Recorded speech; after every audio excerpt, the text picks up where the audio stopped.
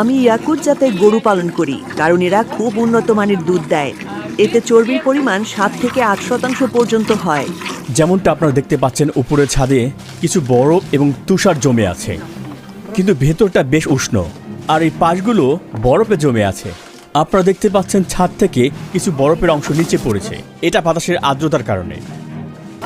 এখানের বাতাস ঘাস, গরম দুধ এবং গবাদি পশুর গন্ধে ভরে আছে। আমরা দেখা করব ঘোড়া পালকের সাথে।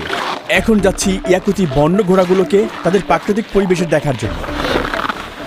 মিখাইল, রুহি, এইগুলোই ইয়াকুত ঘোড়া। এখানকার পরিবেশ এতটাই কঠিন যে শুধুমাত্র এরাই নিজেদের মানিয়ে নিতে পেরেছে। আজকের তাপমাত্রা কত? এখানে আজ প্রায় -50°C।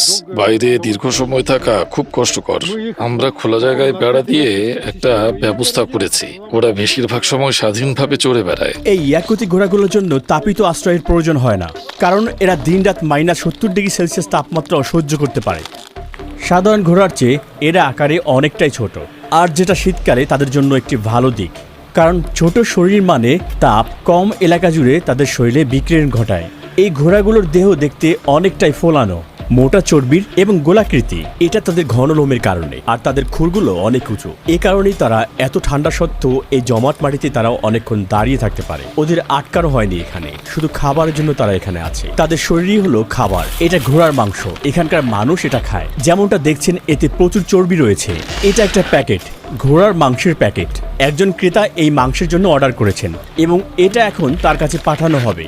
এই ঘাসি স্তূপটি গ্রীষ্মকাল থেকেই এখানে জমিয়ে রাখা হয়। শীতকালে এটাই ঘোড়াদের প্রধান খাবারের উৎস। মিখাইল আমাদের তার ঘোড়ার মাংস এবং কলিজা খাওয়ার প্রস্তাব দিলেন, যা কাঁচা এবং জমা অবস্থায় খাওয়া হয়। কাঁচা ঘোড়ার মাংস, এটি ভিটামিন আর ভালো পুষ্টি উপাদানে ভরপুর।